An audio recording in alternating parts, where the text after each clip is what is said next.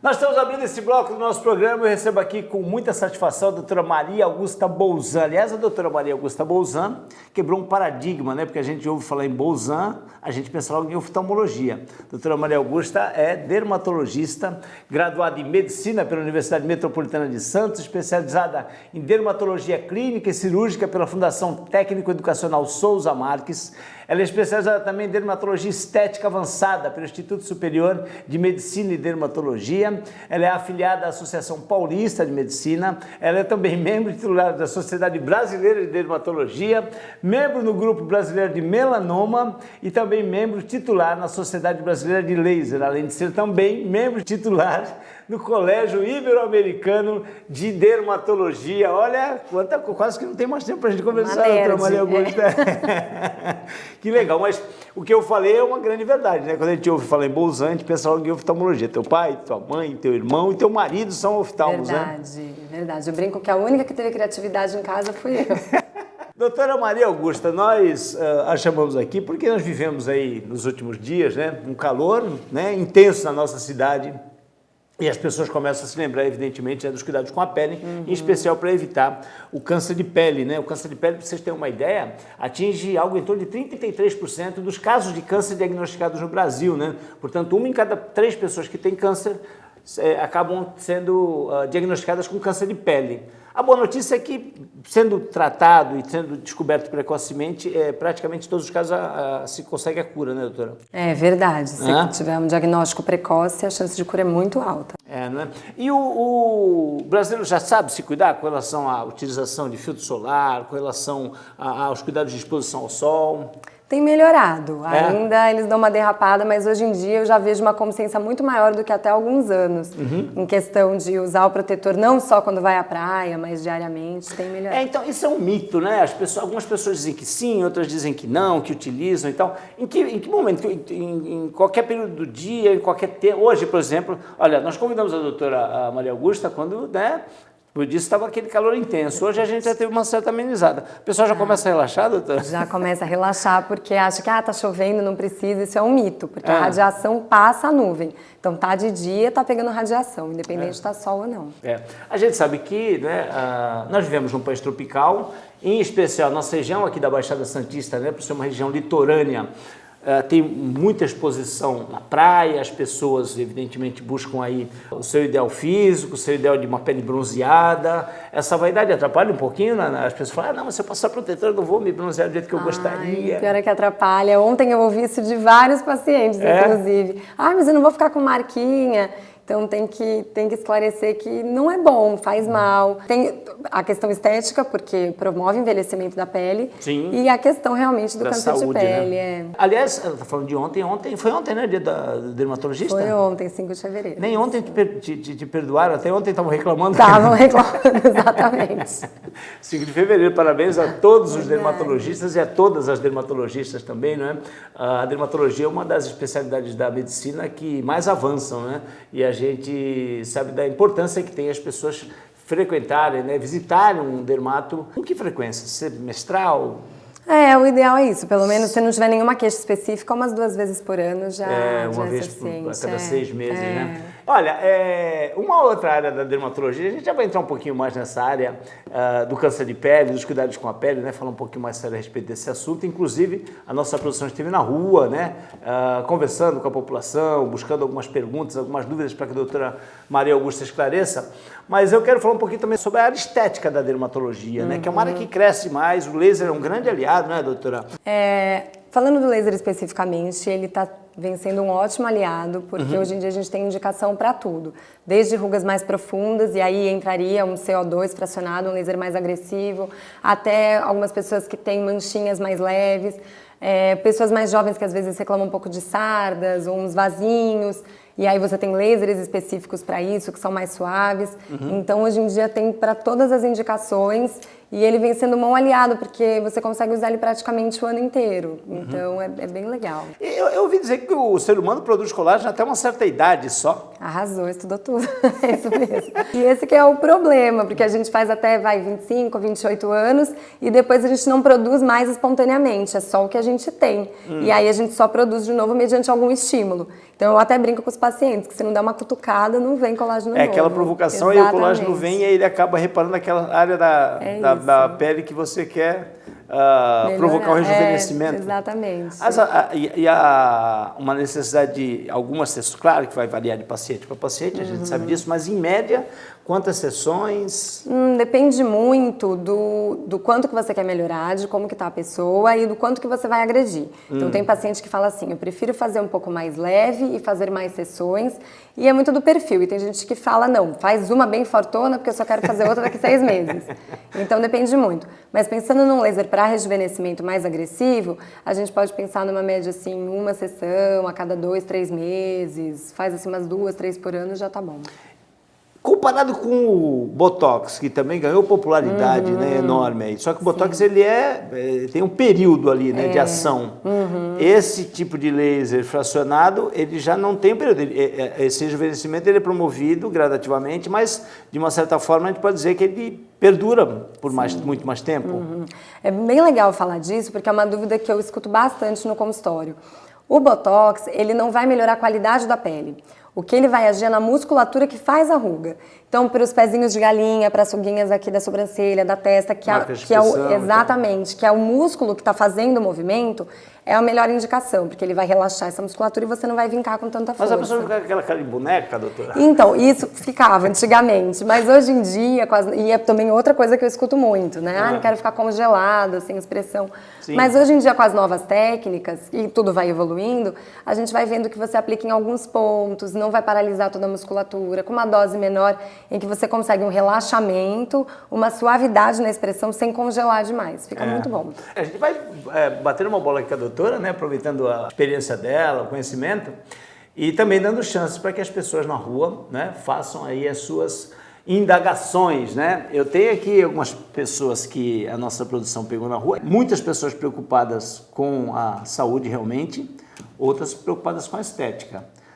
Vamos colocar o Marcelo Inácio, que faz uma pergunta para a doutora Maria Augusta. Em relação ao câncer de pele, eu gostaria de saber os cuidados que as pessoas devem tomar com as crianças na praia. Muito interessante essa pergunta e muito importante também, porque a queimadura na infância, as queimaduras solares que a gente tem na infância, são uma das principais causas do câncer de pele lá na frente. Então, proteger a criança é muito importante.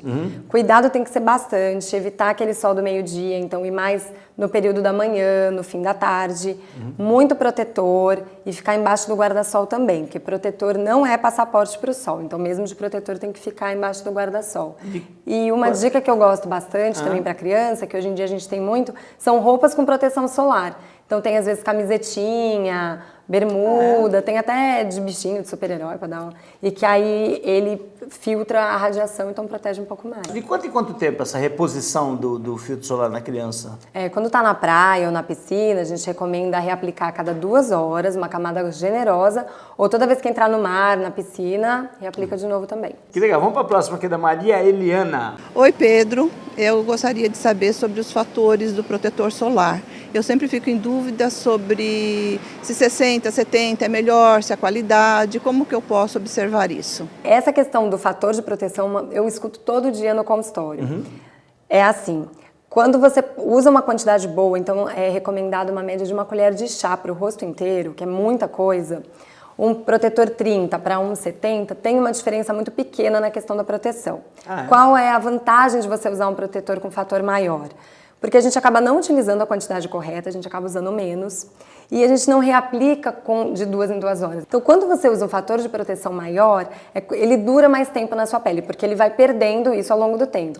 Então, se você usa um 70, dali a um tempo ele já virou um 30. Mas se você começar com 30, ele já virou um 15, um 10. E vai embora. Exatamente. Então, se você não vai reaplicar de 2 em 2 horas, se você não vai usar uma camada generosa, é melhor usar o maior fator que tiver, porque aí ele segura mais. Que legal, respondido para Maria Eliana. José Eduardo Bernardo da Silva. Vamos ver o que o José Eduardo quer saber. Eu queria tirar uma dúvida.